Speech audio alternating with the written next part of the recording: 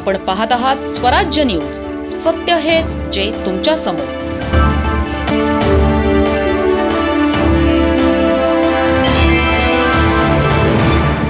नदी किनारी इतरत्र ठिकाणी मूर्ती पाण्यात विसर्जन न करता ठेवून गेले त्या मूर्तीचे हत्तीडोहात रीतसर विसर्जन. मोठ्या हौसेने बाप्पा वाजत गाजत घरी किंवा चौकात नेतात, पण खरे तर यात किती मूर्ती पाण्यात विरघळतात का नाही याचा नंतर कुणीही साधा तपास करत नाही. पण सध्या सर्वत्र आर्टिफिशियल जमाना, मग मूर्ती ही केमिकल रंगाची भारी मजबूत हवी अशी धारणा असते.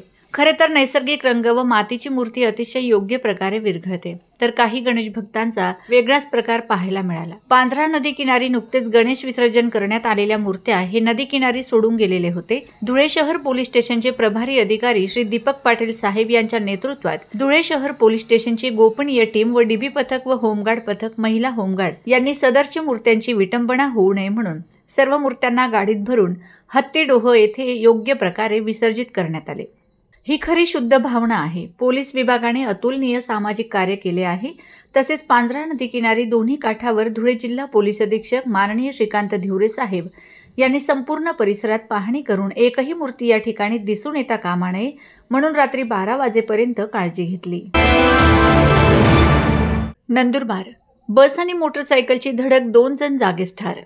याबाबत सविस्तर माहिती अशी की टाकरखेडा व निमगुळ या गावाच्या मध्यभागी डहाणू डेपोची बस क्रमांक MH20 BL 3330 व दुचाकी फॅशन एक्सप्रो क्रमांक MH18 AU 4307 मध्ये भीषण अपघात घडला आहे. या अपघातात दुचाकी समोर असलेल्या लिंबाच्या झाडाला ठोकावून रस्त्याच्या पलीकडे पडल्याने दोन्ही दुचाकीस्वार दोन्ही इसम जागीच ठार झाले आहेत व बसमधील चालक व वाहक प्रवाशांना किरकोळ इजा झाल्याची प्राथमिक माहिती प्रत्यक्षदर्शींकडून सांगण्यात आली आहे. अपघाताचे कारण अद्यापही समजले नाही. अपघाताच्या ठिकाणी टाकरखेडा व निमगुळ गावातील नागरिकांनी मदतीस धाव घेत प्रवाशांना सुखरूप बाहेर काढले. मात्र अपघात घडल्यास बराच वेळ झाल्यानंतरही ॲम्ब्युलन्स काही वेळेवर पोहोचली नाही. पौर्णिमेला चंद्र झाकोळला. चंद्रग्रहणाला सुरुवात रात्री 11 वाजता लाल रंगात दिसला. 7 सप्टेंबर रोजी भाद्रपद महिन्याची पौर्णिमा होती. ही पौर्णिमा खूप खास होती कारण कालच्या दिवशी या वर्षातील शेवटचे चंद्रग्रहण देखील होते. हे ग्रहण भारतात दिसणार नाही, त्यामुळे त्याचा परिणाम संपूर्ण देशभरात होणार आहे. वैज्ञानिक दृष्टिकोनातून ग्रहण ही एक खगोलीय घटना मानली जाते, परंतु ज्योतिषशास्त्रानुसार ग्रहण हा अशुभ काळ मानला जातो. हे चंद्रग्रहण भारतासह आशिया, न्यूझीलंड, अमेरिका, अंटार्क्टिका यासारख्या ठिकाणीही दिसले. चंद्रग्रहणाच्या दिवशी नकारात्मक शक्ती सक्रिय होतात, त्यामुळे या दिवशी देवी देवतांच्या मूर्ती किंवा मंदिराला स्पर्श करणे टाळावे. म्हणूनच ग्रहणापूर्वी घरातील पूजास्थान लाल किंवा पिवळ्या रंगाच्या कापडाने झाकून ठेवतो. या चंद्रग्रहणाच्या दिवशी तुम्ही टोकदार वस्तू जसे की चाकू, सुई, कात्री यांचा वापर करणेही टाळावे. या काळात या वस्तूंना स्पर्श करणे अशुभतेचे लक्षण मानले जाते. वरील माहिती उपलब्ध स्रोतावरून देण्यात आलेली आहे. याचा तथ्यांबद्दल काही कुठलाही दावा करीत नाही, तसेच अंधश्रद्धेला दुजोरा देत नाही. गणपती उत्सवानंतर गुलाबाईची पौर्णिमा ते पौर्णिमा 1 महिना स्थापना. खूप उत्साहात गणेशोत्सव 2025 सर्वत्र ठिकाणी साजरा करण्यात आला. या काळात पावसानेही मोठी हजेरी लावली. काही ठिकाणी तर प्रचंड मोठ्या प्रमाणात नुकसान झाले. तरीही गणेश भक्तांचा कुठेही उत्सवात कमीपणा दिसून आला नाही. भरगच्च कार्यक्रमांचे आयोजन केले. चौकात भावी नगरसेवक पदाचे उमेदवारही आवर्जून हजेरी लावत होते. सर्वच लहान मोठ्या मंडळांनी महाप्रसाद अर्थात भंडाराचे आयोजन केले. यानंतर ज्या घरामध्ये कुटुंबामध्ये लहान मुली आहेत, तरुणी आहेत, तर त्यांना गुलाबाईचे वेध लागले.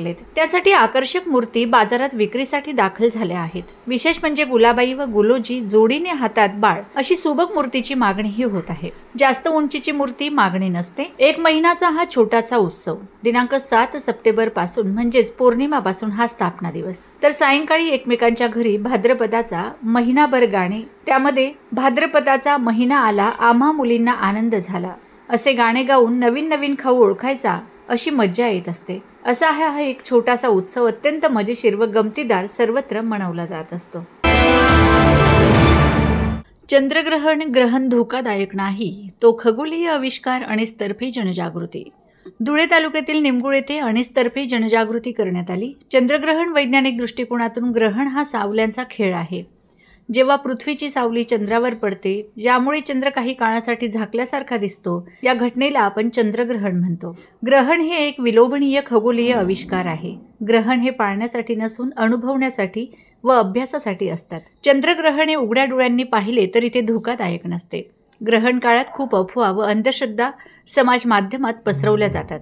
ग्रहण काळात सुतक पाळणे, उपवास करणे, गरोदर स्त्रीला उपाशी ठेवणे, तिला ग्रहण पाहू न देणे, भाजी न चिरणे, घरातील अन्न पाणी टाकून देणे, ग्रहण सुटल्यानंतर स्नान करणे अशा अफवा पसरवल्या जातात. अशा धांदात अंधश्रद्धा, अफवा यांना कुठलाही शास्त्रीय आधार नाही. इयत्ता 5वी व 6वीच्या पुस्तकात शिकवली जाणारी साधी खगोलीय शास्त्रीय घटना आहे.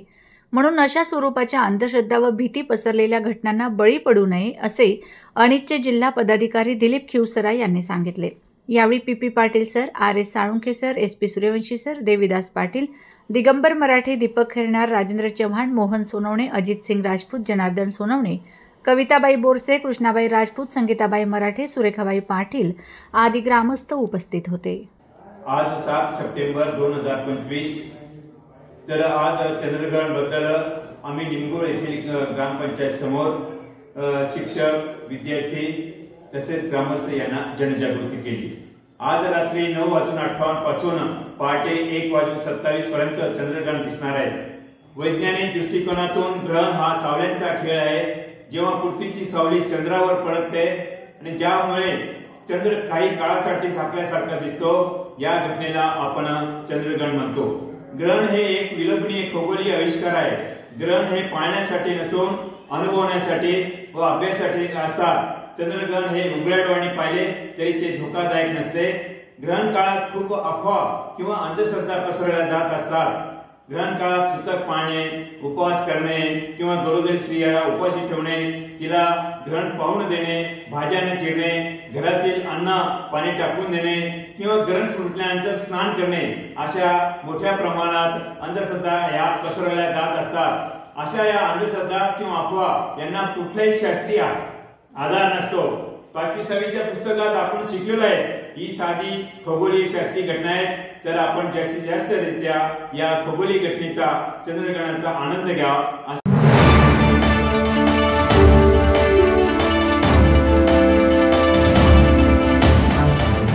आपण पाहत आहात स्वराज्य न्यूज. सत्य हेच जे तुमच्या समोर.